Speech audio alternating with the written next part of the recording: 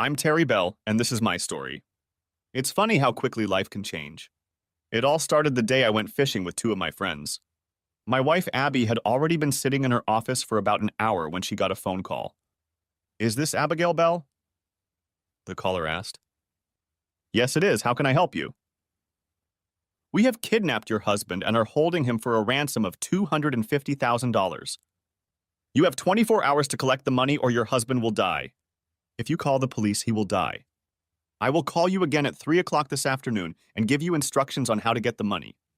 Is this a joke? Who are you? Abby was scared and stunned. She didn't know what to do. I went on a fishing trip with friends to Lake Erie for 3 days. I didn't even bring my cell phone with me because we didn't want anything to interfere with our fishing trip with my two friends. Me and my friends were on my boat on Lake Erie, drinking beer and fishing, having a good time. We had never gotten out that often, and we all really enjoyed the fishing. My boat was quite large, a 35-footer that could even accommodate 6 people if they were friendly, although we rented a cabin to stay in overnight. For the last 6 years, we've done this kind of camping and fishing trip once a year. While I was chugging another beer, the Coast Guard came speeding up to us and stopped next to the boat. With guns at the ready, they asked, "Is one of you Terry Bell?" "That's me," I replied. "What the hell happened that you pulled a gun on us?" "I'm sorry, sir, but we were asked to find you. We've been told you've been kidnapped and are being held for ransom. I can assure you that I'm fine. These are 2 friends of mine, Joe and Al. They are also 2 of my employees. We came here to fish for a few days. We decided to do without cell phones. We didn't want to be disturbed, we just wanted to fish. Could you please point your weapon in the other direction?" "Excuse me, Mr. Bell. We'd like to board your boat and take a look around. Do you have any weapons on board?" "Just the standard flare guns and other emergency items you would expect to see on a yacht." "Welcome aboard." They quickly searched the yacht and checked the IDs of the 3 of us. After that, they apologized but asked if I would go with them. The police needed to talk to me at my house. "Joe, Al, go ahead and enjoy your fishing. I'll see if I can get back to the cabin tonight or tomorrow. There's no sense in spoiling your vacation. If for some reason I don't come back, see to it that the boat is docked and securely tied up. Clean and lock the cabin and drop the keys." I walked out with the Coast Guard and headed for shore. I had met Al and Joe in prison 12 years earlier. I had been convicted of receiving stolen property, which I will talk about later. Joe and Al also met in prison. They were both serving time for assault and battery. It seems each of them had caught his wife cheating on him and had beaten up his wife's lover. They could have been locked up for attempted murder, but they took the deal, reducing the case to assault and battery. Needless to say, they both divorced. During our time in prison, the 3 of us became good friends and had each other's backs. When I was released shortly afterward, I told them that I would do my best to help them when it came time for their parole.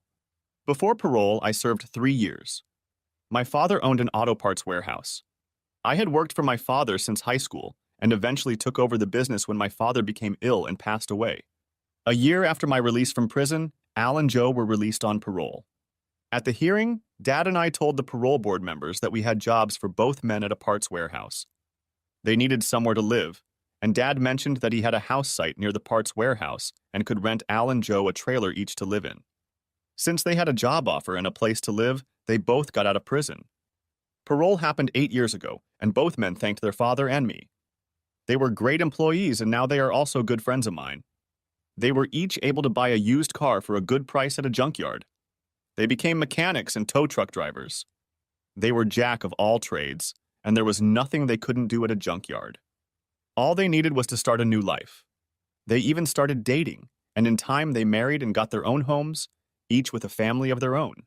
No doubt they were grateful to Dad and me for helping them. They continued to work for us and were paid well. The police drove me home as I didn't have a car. When I walked in the door, Abby ran up to me and hugged me. "Thank God you are safe. I was so worried about you. Where have you been?" "On the damn lake, fishing until the Coast Guard came up to the boat with guns." "What the hell is going on?" The man stepped forward. "I'm Detective Abel. I'm in charge of this case. We need to know your whereabouts for the last 24 hours. Bullshit. You guys took me away from my fishing vacation, and I want to know why before I tell you anything." "Fair enough. Your wife called us this morning and said she got a call at work informing her that you had been kidnapped and were demanding a ransom of $250,000. The caller said he would call your house at 3 o'clock. We have everything set up and are waiting for the call. This must be some kind of sick joke. Who the hell would try to kidnap me? I own a goddamn warehouse and trailer park. You think they're after auto parts or a used one-horse? Abby, did they say anything else? They said, you have 24 hours to raise the money or your husband dies. If you report to the police, he will die. I will call you at 3 o'clock and give you instructions on how to get the money. I was so scared. They told you that if you called the police, they would kill me, and you called anyway. God, if this was real, I could be dead. Abby began to cry. Mr. Bell, your wife made the right decision. She didn't know what to do. There was no way she could have handled this on her own. That's easy for you to say, because it wasn't your goddamn life that was at stake. Damn it. What's going to happen now? I'm fine. Can't you all just get out of my house? You can see I'm fine. Mr. Bell, we have to take every threat like this seriously. We'll stay here and see if another call comes in. Now, would you mind telling us your whereabouts for the last 24 hours? Of course. Joe and Al picked me up early yesterday morning. We rented a cabin on the lake for 4 days. We drove there, took my boat, and went fishing. We arrived in the evening, cooked a meal, ate, and relaxed in the cabin. This morning we had breakfast and were on the road again before the Coast Guard caught up with us. You know the rest. It was almost 3, and the detective and his officers had set up a telephone beacon on the kitchen table. He was going to have Abby there to talk to possible suspects if a call came in. I was sitting in the living room with 2 other detectives drinking coffee. There was a speakerphone on the coffee table so we could all hear any conversation. Detective Abel asked Abby to tell me that she had contacted her attorney to help her raise money in case of a call. The detective was going to play the part of the lawyer. I just sat there shaking my head. I said to the other officers, "Damn it, I could be out fishing." The phone rang at exactly 3 o'clock and Abby answered the phone. "Mrs. Bell, it's nice to see you came home early to take my call." "Do you have the money ready?" the caller asked. The voice was disguised. "Not yet. I've contacted a lawyer to help me get the money," Abby replied. "What? I told you that if you contacted anyone, your husband would be dead. Did you contact the police too?" No, only with a lawyer." "I'm sorry, but I didn't know how to collect that money." "You just told me not to report to the police. Please don't hurt my husband." "Put that damn lawyer on." She did as she was told, and Detective Abel picked up the phone. "This is John Wells. I'm the Bell's attorney. What exactly do you need?" We knew he was just wasting time and trying to trace the phone. "What the hell is this?" "We need the goddamn money or Bell dies." "Is that clear enough? If we find out you or Mrs. Bell called the authorities, he dies." "This isn't some goddamn game." "I'm not playing either. Before we give you that kind of money, we need to know that you have Mr. Bell and that he's alive." A commotion was heard on the other end of the phone. Then we all heard a voice. "Abby, it's me, Larry. These masked men came and kidnapped me right after you left the hotel this morning. Please give them what they want. Please." Then we heard a bang. It sounded like someone had been punched in the stomach. "Damn it," I said. "That's my loser brother, Larry." "What the hell does he mean you were with him this morning?" "As you can see, sweet Abby. We know you lied to us. Was that your husband yelling in the background? Does he know you were having fun with his brother? Looks like we got the wrong Bella. You see, we went to the dump yesterday and were told that Mr. Bell had gone on vacation for a few days. We stopped by your house yesterday morning to see if he had left and saw you were on your way out. We followed you to your hotel. Your room was registered to Mr. and Mrs. Bell, so of course we assumed it was your husband. After you left the motel this morning, we kidnapped the wrong Mr. Bell. He told us over and over again that we had the wrong man. We didn't believe him until he told us he had a twin brother. What do you want now that you don't have Terry Bell?" the detective asked, posing as a lawyer. $300,000 by 9 o'clock tomorrow morning, or Larry Bell dies. The extra money is for the lies and trouble we went through. Tomorrow morning we'll call you where to bring the money. No more games, no more money, he dies. The caller hung up and I stood up and started yelling at Abby. "You goddamn whore, now you're having fun with my brother. I won't give a dime to save his ass. The bastards who caught him will only save me from destroying anyone." 2 officers stood between me and Abby and asked me to sit down. I walked over to the refrigerator and got myself a beer and turned on the TV. I will have nothing to do with my gigolo brother or my whore wife. As soon as this farce is over, we'll get a divorce. The detective told Abby that he needed to know if what the kidnapper said was true. He needed to know her every move from the moment she left the house the previous morning. She was very upset and crying, but I acted like she wasn't even there. I didn't care anymore. Abby did explain to the detective, but she tried to talk so I couldn't hear, but I heard everything. She met Larry at the motel. His wife thought he was out of town. They had been lovers for months.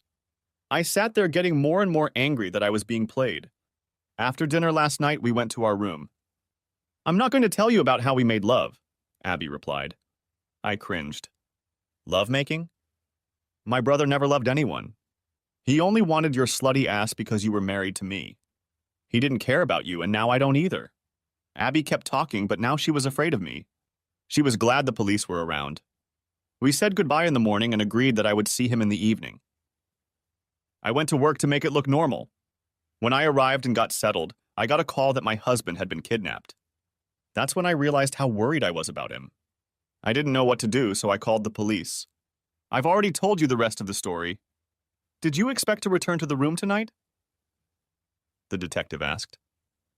Turning away from me, she replied, Yes, we got a room for 2 nights. Damn whore, shouted I. One of the cops jumped up to restrain me, but I didn't get up even though I really wanted to. Once in jail is enough. Larry and I really were twin brothers. We may have looked alike, but we were completely different. I liked mechanical things while Larry was more interested in girls. We usually got along as kids, but only because I was forgiving. We both dated, but Larry always got my girlfriends. He was the more suave conversationalist and usually ended up staying with the girl, dumping her after he got what he wanted. My philosophy was that there were plenty of fish in the sea, and if the girls wanted Larry so badly, so be it. I was never in love with any of them. Our mother died of cancer when we were 18, and we lived alone with my father until we graduated from high school. Larry wanted to go to college and become a salesman. He had the gift of gab, and he would be good at it. The only person Larry really cared about was himself. I, on the other hand, worried about my father. He had owned a scrap metal business for most of his life. To most people, it was just scrap metal and junk, but his fortune exceeded $1 million. Most of the money was tied up in what was called inventory. I didn't go to college. I stayed home and helped my father. We worked hard and helped build the business even more. Dad was very proud of me and the business. One night I went to a party and met a girl. We started dating, and within a year we were married. She moved into the house with me and Dad. Eventually, Dad told us we could live in the house, and he would live in one of his trailers in the trailer yard. It was all he needed and gave us more privacy. Over the next 3 years, my wife Beth and I had 2 children. Everything was going well until Larry came home from college. One day I saw Larry trying to hit on Beth and we hit it off. Being the stronger of the two, I slapped his ass and yelled, "If you come near her again, I'll destroy you." Beth didn't utter a word. She knew to be quiet when I was angry. I'd never accused her of anything, and she was fine with that. But I had my suspicions. Neither Beth nor Larry ever denied what I said. After that day, Larry and I rarely saw each other. We kept in touch, but Larry kept his distance from Beth. After graduating from college, he took a job as a sales representative for a window and siding company. He often spent several days a week traveling, but it gave him the opportunity to meet many women. He had the gift of gab and always found common ground with women who had money. He would live with them for a while, and after using them, he would find another. His job paid okay, but it didn't fit the lifestyle he wanted to lead. He was living large because of the women he dated. It's been 12 years since I married Beth. We had a good marriage, but now I always had suspicions about her. But our children were fine. Because of them, I never gave cheating a second thought. Just about that time, my father got sick. He'd had a stroke, but he seemed to be coping. I went out of my way to call Larry and ask him if he wanted to join a salvage firm, and he just laughed at me, saying, "He wants nothing to do with our junkyard." Of course, Lou, our father, was uncomfortable, but I told him I would always be there for him. One day, we had a man come in with several cars he wanted to get rid of. Dad made him an offer under the table, and he accepted. Unfortunately, my father had already done this several times to avoid paying extra taxes. Because of this, he never checked the cars against the VIN numbers. A few days later, law enforcement came to the house with a search warrant. Apparently, the man who sold the cars to my father had told the police that he disposed of them in our parking lot. They found the cars and were preparing to arrest my dad for receiving stolen property. There was no way I was going to let Dad go to jail. I stepped forward to speak to the agents. Sir, I have accepted these cars. My father never knew about it. I was going to take care of the registration, but I didn't have time. All they needed to do was arrest someone. I was arrested and pleaded guilty. I was found guilty and sentenced to 5 years in prison. My father was distraught and said he would do anything for me. I hugged my father and he tearfully told me how sorry he was. The day I was sent away, I realized that my dad would not survive prison. He already had a bad heart, and I didn't want him to die alone in prison. Beth left me and filed for divorce 2 months after I was sent to prison. She said she didn't want to live alone. She took the children, of course, and soon began dating an insurance agent and married him a few months later. I was very upset about losing the kids, but said to hell with her. I corresponded regularly with my father. He came to visit me every month. Several of his cousins helped my father. Coming from prison, there wasn't much I could do in the salvage business. At least Dad trusted his cousins who were a little younger than he was. During my time in jail, I met Al and Joe. They seemed like pretty decent guys to me. Each of them told me a similar story about catching his wife with a lover. In each case, they had beaten them so badly that the lovers had to be hospitalized. I understood that this could happen. I almost did it to my own brother. I told them that when they got out on parole, I would do everything I could to help them. I even talked to my father about it, and he agreed to hire these people when the time came. After serving 3 years of my 5-year sentence, I was released. I was happy that I was free and could help my father again. My father made me part owner of the business. He told me that way when he died, it would be my business, and Larry could have no claim on it. His cousins were doing a pretty good job, so we kept them. Dad said they worked a little harder after I got back. That made us both smile. The next year, we hired Al and Joe. We kept the promise we made to those 2 men. They said they would be forever grateful to us. Several years passed, things were going well, and business was booming like never before. I made sure that every vehicle we received went through a complete inspection. I wasn't going to spend any more time in jail. One day, I had to rush my father to the hospital. He had a heart attack. I called Larry and he got a chance to see his father before he died shortly afterward. As promised, I inherited the rest of the business and the trailer yard. I also got the house I lived in with Beth and then Dad after he was released from prison. Larry got the money. Dad left him his savings account, stocks and bonds totaling almost $300,000. He left happy. He had recently married a wealthy woman. Her husband had died, and he was there to comfort her. Her name was Cora, and she was smart enough to have a pre-infarction fortune. She and her husband owned a real estate business and were quite successful. I met Cora and spoke with her a few times. She was a pretty woman and seemed intelligent. I think her loneliness drew her to Larry. She could have accomplished so much more, I thought. That's how we met my now wife, Abigail. We met at a party hosted by none other than Cora and Larry. Abigail was a beauty. Great body and nice legs. She would have been perfect for Larry. Too bad she was friends with Cora. She'd been married twice and divorced twice and never had children. She worked at an insurance office in downtown Cleveland. Abby and I started seeing each other regularly. Soon we decided to get married. I incorporated a salvage business so that no one could lay their hands on it. Abby brought about $400,000 into the marriage and hoped that I wouldn't mind having an advance on it as well. She told me she thought we would be together for life, but unfortunately she had already been married twice. Needless to say, I didn't mind. In fact, it protected my assets as well. I knew she had built up her savings from her ex's money. I cared for her a lot, but I'm not sure I would call it love. I was always left with too many questions for people for me to fully trust them. My first wife, Beth, agreed to let me see my children from my first marriage after I got out of prison. I was pleased that they still called me Dad and that I was present in their lives. I was now helping them both go to college. Life was going well for me. Business was going great. Al and Joe had become my best friends and I was able to see them quite often. I was married to a beautiful woman. Things were much better. A couple months before that, Abby started acting a little strange. I thought it might be some kind of female characteristic and left it at that. But I kept my guard up, even though I had no reason to believe she would cheat on me. I told her that my friends Joe and Al and I were going fishing for a few days. It would be impossible to reach us since neither of us had brought our cell phones with us. We had been going fishing for the last 6 years, so this was nothing new. Just some time with the guys. I told her that if she did have an emergency, she could always call the Coast Guard. So far, that hadn't happened. Chapter 2. The detective was talking to the operator of his equipment. They were hoping to trace the number they were calling from. They knew they had been in contact for more than long enough. Have we been able to establish a cell phone? Yes, sir, but not very well. The caller used a track phone, which you can buy almost anywhere. They're disposable. You can add minutes to them if you want. I traced the number, but that only tells me it was purchased at a Walmart store. It could have come from anywhere. The tower that received the call was in downtown Cleveland. Can we narrow it down? The detective asked. Not really, just within a 5-mile radius of downtown Cleveland. That's not much, sir. Send 2 men to the motel and see if we can find out anything. Mrs. Bell, we'll need the name of the motel and your room number. Maybe someone saw something, or even the monitor in the lobby might have picked up something. Check to see if Larry Bell's car is in the parking lot. Abby gave the officer the requested information, as well as the make of his car.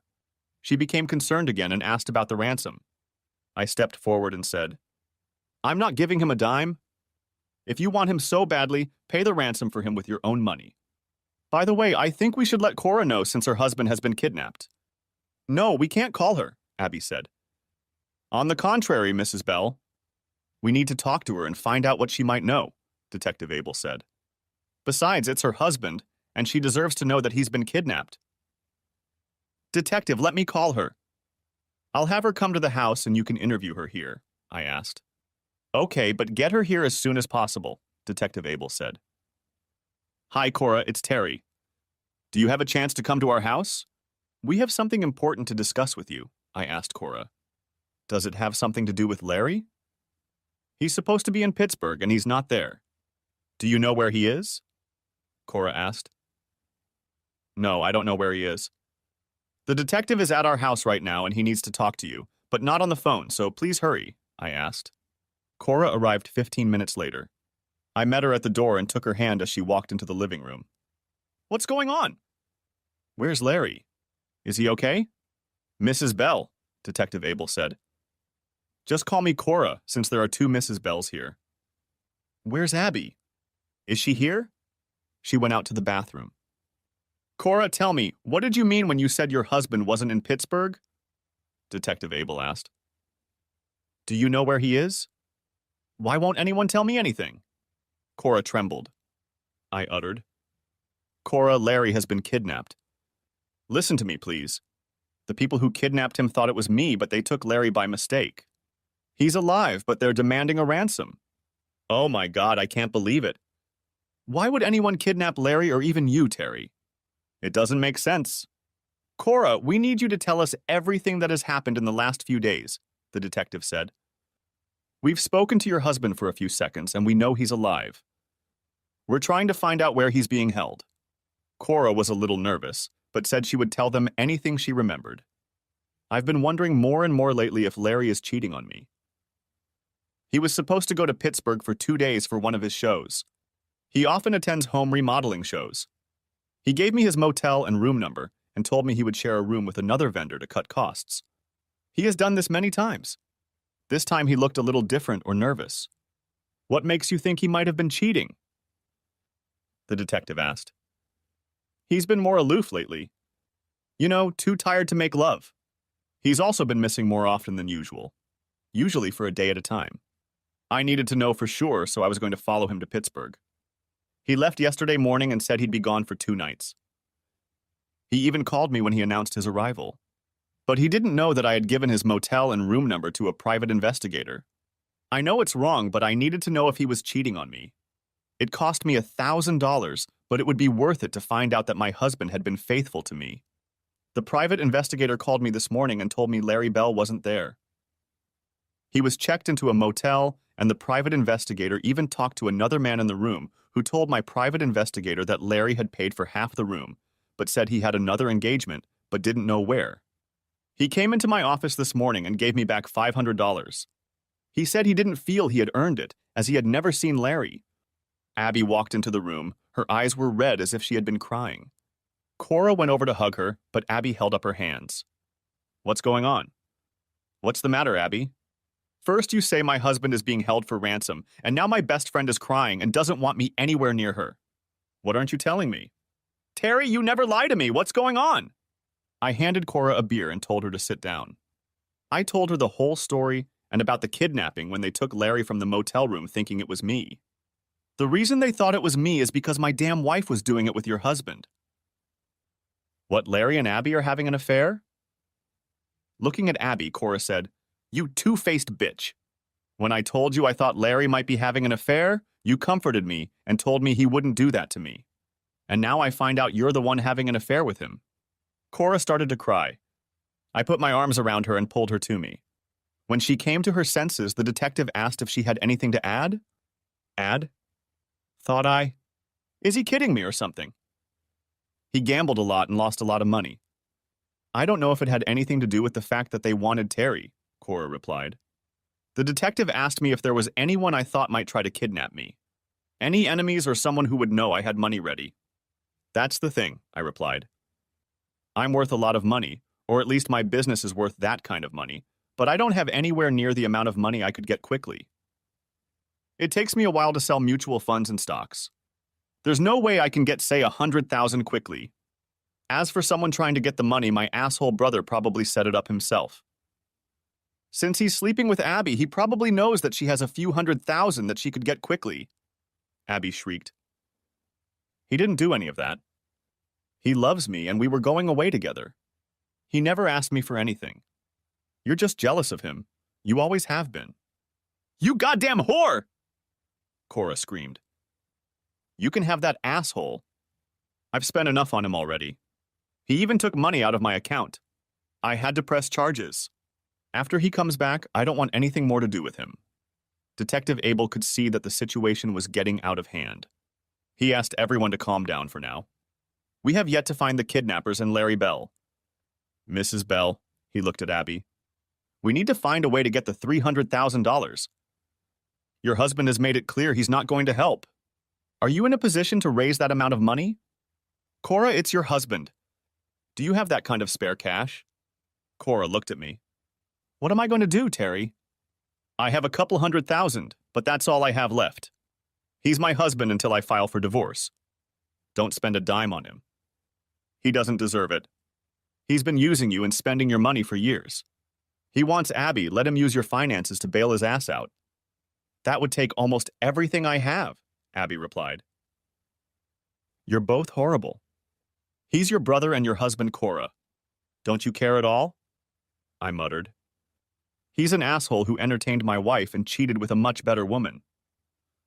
You want to save his ass, then take action. Personally, I don't give a shit anymore. Cora, I'll be ahead of you in line to file papers in divorce court on Monday. Please bring coffee for me, black with sugar. Cora said nothing, but there were tears in her eyes. Detective Abel sent 2 officers with Abby to collect the ransom. It was almost all she had left of her savings. Since we'd been married, I'd paid for everything. She bought a few personal items for herself, and now I suspect she gave Larry some money or bought him gifts. When they came back with a satchel of money, I stood up and said I was leaving. You can't leave, said the detective. Why not? Either you arrest me or I'll leave and go fishing with my friends again. I'll take my cell phone with me in case you need to call me about the funeral. I knew I said it horribly, but at that moment I didn't care. Cora told them she couldn't stay at the house because of Abby. She would go to her house and the detective told her that he would put a security guard on her house to watch her house until this ordeal was over. He will keep her informed of what is going on. I looked at Abby. I'll stay in the cabin for a couple more days. Once you get your lover back, I'll expect you to move out of my house. Remember what you wanted? The house is mine. Detective Abel didn't know what to do with me. He had no reason to keep me, and my presence here wasn't helping matters. His main concern was getting the hostage back safely. He walked me to my car and told me to keep an eye out for anything suspicious. After all, I was supposedly the original target. I told him I didn't really think so, but thanks for your concern. I got in the car and headed back to the cabin. A few hours later, Al and Joe returned to the cabin. They had driven into town and came back with fresh pizza and beer. I told them all that had happened. The next morning around 8 o'clock, I got in my boat and went fishing. As I passed the Coast Guard, I turned on my very loud fog light and waved at them. Something told me they were told to watch my boat. I just made it easy for them. Al was driving. By the time we got back to the cabin, it was about noon. We made sure we put the fog siren back on in front of the Coast Guard. We didn't want to make their job of watching us any harder. Around 3 o'clock, a car pulled up to my driveway. Al and Joe were just getting out. Al in my car and Joe in his. It was Detective Abel and 2 other detectives, all in suits. You certainly don't look dressed for camping or fishing, so I assume you're here on business. Where are your friends headed? Detective Abel asked. I told them I was going to rent the cabin for a couple more days and they could stay. They asked if they could bring their wives and kids and stay a couple days. Of course, I said yes, and they went to get them. I think they're going to love it here. We all came here in Joe's car, and I lent mine to Al to take his family. So why are you here? Where were you able to save my wonderful brother? I decided to come out and tell you what happened this morning. We were able to find your brother. He was pretty shaken up, but he's going to be okay. I think you were wrong in thinking he was involved in this kidnapping. I've known him all my life, and he's always been involved with women and money. I stand by my assumption of his involvement. I told the detective. You guys want a beer or a soda? A Coke would be nice.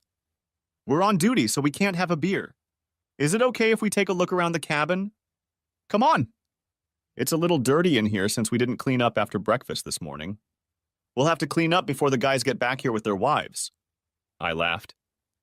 The other 2 detectives glanced over, and Abel told me what had happened after I left the day before and that morning. I didn't ask, but apparently he wanted to gauge my thoughts. His detectives came back from the motel and no one had seen anything. They said a man asked what room the Bells were staying in, and he told him.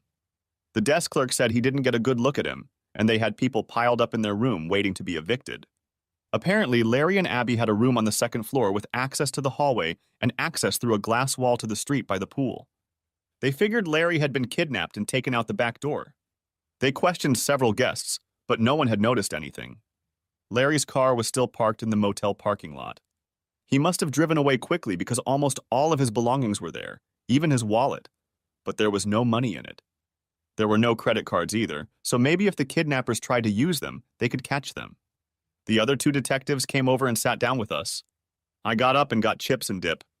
I went and bought each guy a drink and myself a beer. Looks like you're going to have to stick around for a long time if you're going to tell me what was going on this morning. You guys might want to grab something to eat. Sorry, we don't have any donuts. The detectives were nice enough to thank me for the chips and dip. I also put down some pretzels. I sat back down and let Detective Abel continue the story. He said the kidnapper called at 9 in the morning. He explained that he wanted the lawyer Abel claimed to be to hand over the money.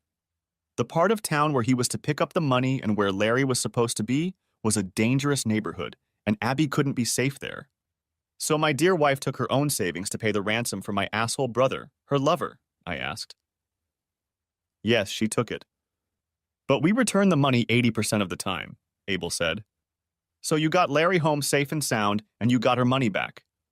A good day's work for you. We got Mr. Bell back, but we lost track of the money. I'll try to explain what happened. We thought we were looking for common kidnappers, but these people had a plan. We were taken by surprise, Abel replied. You keep saying they, so are you sure there was more than one person involved? I asked. According to your brother, a few minutes after your wife left the motel, there was a knock on the door. He thought she had probably forgotten something and opened the door. 2 masked and hooded men knocked him down and injected him with a knockout drug. The next moment, he woke up in what appeared to be a crypt or a closed room with no windows. The room was dark, dirty, and practically empty. There was a bucket he could use as a toilet and 6 bottles of water, but no food. He said he tried to scream, but no one answered him. There was an old mattress on the floor. I know you think he set the whole thing up, but I can't imagine him doing this to himself, Abel said. Detective Abel continued his story. He was told to take a suitcase of money to an abandoned shopping center that had been closed for years. I knew the neighborhood, and it looked like a war zone. There was an old car parked in one of the old garages. It was an abandoned green Chevy. He had to put the suitcase in the trunk, which held the key. Close the trunk and take the key with him. The kidnappers said they had another trunk key. He was then to leave the premises quickly, and after the kidnappers came and checked the suitcase to make sure there were no dye packs to taint the money or any tracking devices, they would call the Bell's house and tell them where they could find Larry. Abel said he told the guy that the terms were unacceptable, but was quickly told that if the money wasn't delivered by 10 o'clock, Larry would die, and hung up. We argued with the man on the phone, but he said that or Larry would die. We didn't like the idea, but we figured we could watch the building and the car and see who might come and get the suitcase, and we had no choice, so we agreed. As the saying goes, always follow the trail of money, Abel said. I wondered how this was going to play out. So how did you save asshole Larry and not get the money? I did what I was told and put the suitcase in the trunk of the old green Chevy. I got out quickly and headed back to be with your wife and wait for the call. Jim and Bob, he pointed to the two detectives, hid across the street from the mall. They had binoculars and kept watching the building and the car the whole time. We waited until noon, but no one showed up. I was beginning to worry that something had gone wrong. I had a device sewn into the lining of the suitcase, and it showed that it was still in the trunk of the car. About half an hour later, Mrs. Bell got a call that the money had arrived and gave us the coordinates of where we could find your troublesome Larry. It was located 2 houses below the garage.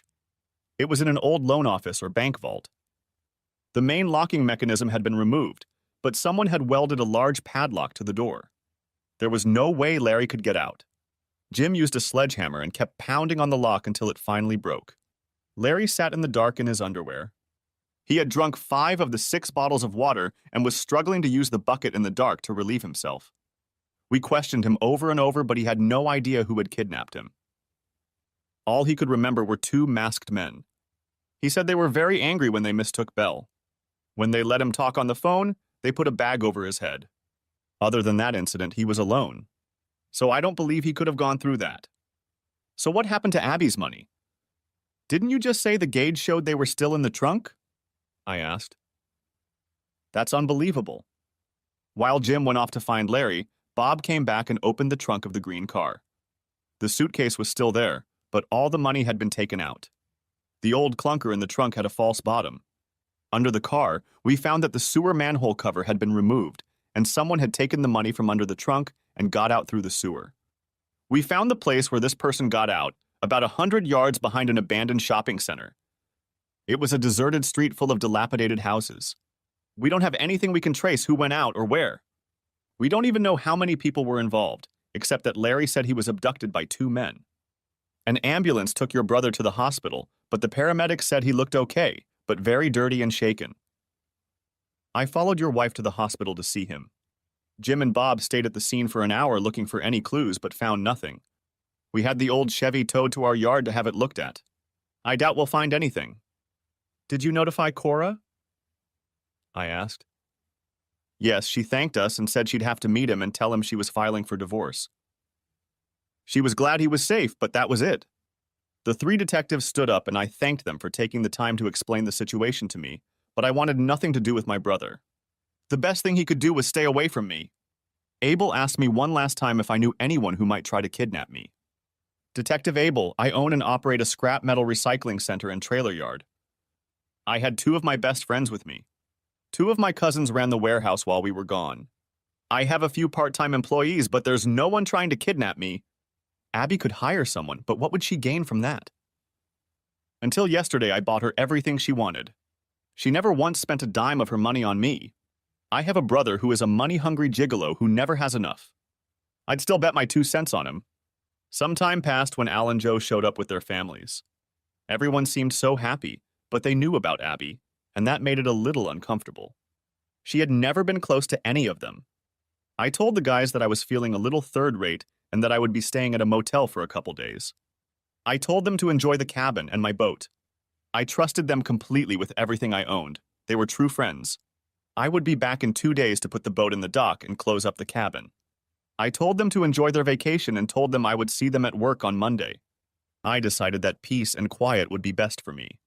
I needed to think about what to do next. I called Cora and invited her to dinner the next day. She agreed. Chapter 3, I met Cora the next day. She looked beautiful but sad. She always dressed like a businesswoman since she was in real estate. We met at the Red Lobster for dinner. We drove separately. Why do you want dinner, Terry? She asked. The last couple days haven't been the best, and I thought we could use a friend. So did you see my asshole brother yesterday? Yeah, I got there shortly after Abby left. I can't believe a friend would do that to me. I never want to see her again. Larry wanted to apologize, but before he could do so, I told him to go to hell. That was the last straw. First he steals from me and then he cheats on me with Abby. I informed him that I would file for divorce on Monday, and if he tried to resist, I would file theft charges against him when he forged my name and withdrew money from my savings account. God, I don't know what I see in him. I feel such a fool for marrying him and then staying with him. He was always a talker. I hoped he had changed when he married you, but I see he hasn't. I'm seeing a lawyer on Monday too. If you want to come with me, that's fine with me. She smiled. Your brother may be a chatterbox, but you're a sweet man. Always willing to help anyone in need. Larry has always been jealous of you, but you probably already know that. What did he say about the kidnapping? Did he admit to setting it up? I asked. Cora laughed lightly. He said he had nothing to do with it. He said they were after you, but he had no idea why. They seemed really pissed off when they took Larry instead of you. I'm confused about all of this. Is there something you know but aren't saying? Let's leave it at that for now. Talking about my brother makes me queasy. How about we go see a lawyer together? We can even have lunch, I asked. Terry, I've always cared for you. It's a shame I picked the wrong brother, but I didn't know you then. We each have to handle our own divorces. Some might think we faked this kidnapping to be together. She laughed. But that doesn't mean we can't have dinner or lunch every now and then. I loved being with her. She seemed so kind and genuine and easy to talk to. I thought about her many times, but I would never admit my feelings to her. We were both married and honored our vows. After the divorce, I hoped things would change. I got to the cabin on Sunday and Al and Joe or their wives had already cleaned up. They thanked me over and over again for the use of the boat. I told them they could use it anytime they wanted. The wives even gave me a hug. Al and Joe had already taken the boat back, tied and locked it up. I said goodbye to Joe and his family and told them I would see him tomorrow, but would be there late. I had to stop by the lawyer's office. I drove Al and his family home since he didn't have a car, since it was just the three of us. I called Abby on Sunday after I got back to the motel and told her that I hoped she was already packing because I would be home Monday after work and she had better leave or wish she hadn't. It was a threat, but I didn't care. I doubt I would have done anything but kick her ass out. She wanted to talk about money and divorce. I told her it's all in the prenup. She'll get what she came in with. The house and pretty much everything in it stays with me. When she said that most of her money is gone because she used it for Larry, I replied that she should thank my brother for that. Talk to him and he might be able to return some of the money. She got very angry with me. You are a horrible, pathetic person. You would let your brother die. I intervened and said, no, I didn't do anything. Maybe if he hadn't entertained my wife, I would have considered helping him. Anyway, I'm going to see a lawyer on Monday. You will be served with divorce papers later this week. I suggest you sign them. On Monday, after I got back from the lawyer's office, I got a call from Cora at work. She said Larry had stopped by her office and picked up his stuff from the house. He had a small trailer. She told him that he had better take only the things that belonged to him. Cora mentioned that Larry tried to apologize again, but she told him to just leave. She would mail the divorce papers to his company's office in Youngstown. As he was leaving, she looked out the window and saw Abby in a car following Larry. I think she rented a truck and my asshole brother helped her drive the stuff. When he got to the door, Cora said she told him that she had dinner with me on Saturday, and that I told him if I ever saw him again, he'd be a dead man. I never said that, but Cora said it scared the hell out of Larry. Cora told Larry, and also Detective Abel, that she canceled all of Larry's credit cards in both of their names. She would no longer pay the bills for him. She told Abel because he was looking for any activity on the stolen credit cards. The case wasn't closed until he caught the kidnappers and hopefully recovered the money. Since they found Larry, this case has been on the back burner. Things are back to normal at work. Cora and I had dinner at least twice a week. We both filed for divorce and the lawyers said it would take about 90 days. We were both surprised that neither Abby nor Larry had raised the issue of divorce. Of course, that would have been a waste of their money and time, since we both had prenuptial agreements. Over the next month, Cora and I became close and she confided in me. She told me that a few months before, Larry had traveled to Las Vegas where he forged her name and took over $100,000. She only found out about it when he was scheduled to make a 2-day trip to Pittsburgh. She saw her savings statement in the bank. At first, she just wanted to tell him she found out, but then she wanted to know why. At first, she thought that most of her savings had probably gone to cover gambling debts. She thought that maybe he had another woman. Cora asked if she could check Abby and Larry's schedules, and it turned out that both were out of town that weekend. Abby had to go to Iowa to visit her sister for a couple days. Now I was acting more annoyed than ever and decided that as I told Cora, I needed some payback. But that would have to wait. Too little time had passed since the kidnapping. We found out that Abby and Larry are living together outside of Cleveland. They're renting an apartment for now. Both were still working. We didn't know if they were happy or not. Cora said that maybe I should leave it alone. It was over. Cora told me that Larry thought I was a buffoon, going to jail to protect my father. There's no way he would have done that. She thinks it was a beautiful and heroic act for my sick father. I knew I was falling in love with her. I just like being around her. Sometimes you feel at home around certain people. Cora helped me feel that way. I asked her if she would marry me when our divorces were final. We hadn't even made love yet, but I meant it. Terry, are you sure you want to do this? I'm probably not the best lover since my husband wants another woman. But she didn't say no and smiled. Our divorces will be finalized next month. Let's celebrate together, spend the night together, and then you decide. I already know how I feel. I didn't doubt my feelings for her. Being around her made me happy. A month passed, and that same week we both received our divorce papers. Cora said she was going away with me for the weekend. I decided to take her to Pittsburgh. I made reservations for us at the Sheraton Inn. I knew it was a great location, and we would be able to see the city. We left on Friday. I drove through Youngstown, crossed the Ohio River and into West Virginia, and then made it to Pittsburgh, Pennsylvania. In Youngstown, I stopped to put gas in my car using my credit card. I then stopped by Chase Bank, but it was closed, so I put a large deposit on overnight deposit. I told Cora that I was going to deposit the money before I left, but since it was the same bank, I would drop it off there. It was too much money to carry around. We had dinner at the Sheraton. It was wonderful to be with her. After dinner and a few drinks, we went up to the room. That's where we made love. The next morning, we explored part of the city, visiting the Carnegie Institute, which is a museum. After that, we decided to go to a baseball game. We weren't Pirates fans since we were originally from Cleveland, but we decided it would be fun to act like two little kids and had a great time. We went out to dinner again and went back to the hotel for a couple cocktails and a little dancing. It was just nice to be together. It was so hard to believe that my dumb buddy could cheat on a woman like that. Beautiful, wonderful, and fun, a great lover. Everything I could want in a girlfriend or wife. The next day we headed back to Cleveland, passing through Steubenville and a number of small Amish towns. We stopped and even did some shopping and sightseeing.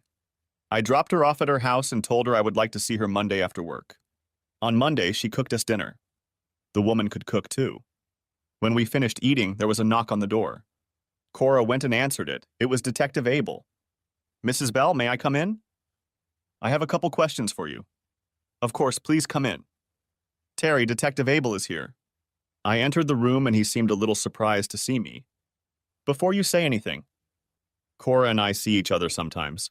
I want you to know that this started after we found out about our exes cheating, I told the detective. You are two adults and what you do is your business. I have a couple questions about the credit cards you canceled that were stolen. Do you still have a list of them?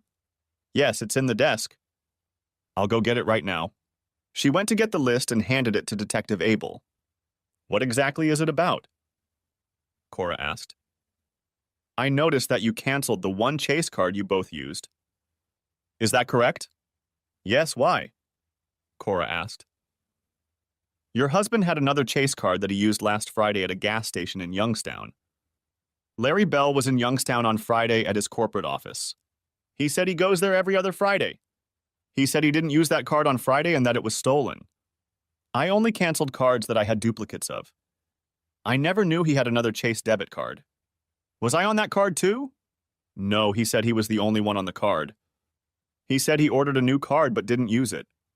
So what do you want from me? You can get a list of the cards I canceled. That's the best I can do. I'm sorry I can't be of any help, but it seems to be Larry's problem, not mine. You're right.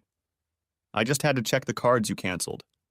You see, that card was used not only to buy gasoline, but also for an overnight deposit made after hours on the same debit card. Someone put $100,000 into an account that previously had a balance of $75,000. What? I asked. You mean someone put $100,000 into Larry's savings account? Who could have done that but Larry himself? Did you question him about it? Yes, he didn't know what to say. Your ex-wife was there, wanting him to tell her where the money came from, and why didn't he tell her he had another $75,000? Your brother just shut up and said he wasn't going to answer any more questions. You may have been right, Mr. Bell, about your brother, but we can't prove anything. We were just tracking the cards that were reported stolen. Your brother said this card wasn't stolen, but he wasn't sure of that when he gave me the list. After the detective left, Cora looked at me. I realized that she wanted to talk to me. I decided to start the conversation by asking her if she was going to marry me. Terry, I care about you, I really do. But I have one problem, and it's a very big one, Cora said. What's that? I'm sure we can solve it if we try. It has to do with the kidnapping. I have a feeling you know more than you've told me. If we get married, I need you to trust me. I've been married twice, and both husbands lied to me. I don't just mean the cheating. I don't want to go through that again. What makes you think I know more? I smiled at her. Terry, we were in Youngstown on Friday. You got gas and stopped by Chase Bank to make a deposit. I've been taking care of you for a very long time. I know you had the same feelings for me, but we were both ready for marriage. I guess you found out about Abby and Larry and set up this kidnapping so I could see what kind of bastard I was married to. So what do you want to know? Did I know about it? Was I involved in it? Just the truth, that's all. I want to be able to always trust you, and you can always trust me. You made that deposit in the bank knowing I would question it, Cora replied. It was a big step for me. As big a step toward trust as I'd ever taken, with the exception of Al and Joe. Cora was right. I should trust her more than anyone else if we were going to be together, and she should trust me too. All right. I'll just give you a few details. One of my best clients said he thought he saw me in Las Vegas. He said he walked up to a guy who he thought might be my twin. The guy was wrapping his arms around a woman as if she was his mistress. He said, "How the hell are you doing, you stupid son of a bitch?" He said the guy got mad at him and told him to back off. That's when he realized it wasn't me. I showed him a picture of me and Abby and asked him if she looked like the woman the man was hanging on to. He said yes, and I told him it was my twin brother and his wife. He said, "Damn, he was all over her and wasn't afraid to grab her right there in the casino. Must be the newlyweds." I just agreed with him. I called Abby's sister and she'd never been there, so I knew what was going on. Abby went to Las Vegas with Larry, and I figured you were the one who paid for the trip. I paid for her airfare, presumably to her sister's house. I checked Abby's savings account, but she hadn't withdrawn any money for the trip. So I decided to find a way to get even. I enlisted the help of a few close friends I could trust. The rest is history. You would have let him die? Cora asked. Of course not, but I wanted him to suffer. I despise him, but he's my brother. I was just hoping you wouldn't help bail him out. I was surprised Abby gave the money, but I'm sure she thought she'd get it back after they found the kidnappers. Why did you give him the money on Friday? I don't understand. I threw away all of his credit cards except the one in his name only after you mentioned that you canceled them all. I checked it, and when I found the balance was $75,000, I figured that was the money he took from you. A card with that kind of money, I was sure he would have reported it missing or started a duplicate, but wouldn't have told you. I bought gas with it so Detective Abel would know the card had been used. I put the money in his account. He's so greedy for money that there's no way he'd say he didn't put that money in. At the same time, I figured it would ruin the relationship between Larry and Abby. She'll always believe it could be her money, and it really is, I laughed. There's no way he'd be able to explain where he got that kind of money. What did you do with the rest of the money? I didn't need any of it. I bought stock in my company for two of my friends who helped me. $50,000 each and put it in their names. They now own about 4% of the stock in my company. I told them not to mess around with it for a while. They both said they liked having a stake in the business. The last $100,000 I've been holding out for you. That's the money my brother stole from you. I think you should put it in the real estate account since there's a lot of money going through it. Cora didn't know what to answer. I was the criminal who kidnapped her husband. What to do with a guy like me? I was as honest as possible and told her the whole truth. She knew I did it to get back at both Abby and Larry, but at the same time I helped her. I didn't take any of the money for myself. Well, I've told you everything. I guess it's up to you to decide if you can trust me. I love you, Cora, and I want you in my life, and I promise not to lie to you. She kissed me, walked me into the bedroom, and we made love. Epilogue. We were married 2 weeks later. We decided to rent a cabin and play the wedding there. It was so nice there.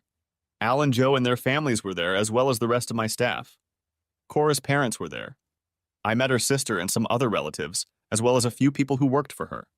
It was too cold to swim, but everyone went for a boat ride. No one mentioned Abby or Larry. Nothing was mentioned about the kidnapping either, but I saw Cora hugging Joe and Al. She knew who my real friends were. There was a lot of food and music at the wedding. Cora and I knew we were surrounded by true friends and family. Her parents were a little shocked that I looked like Larry until Cora told them he was my twin brother. After everyone left, Cora and I took a moonlit boat ride. We spent 4 days fishing and just enjoying each other's company. Cora and I had a tentative agreement, but it was for business only. I owned my parts warehouse and she owned her real estate business. Everything else we shared?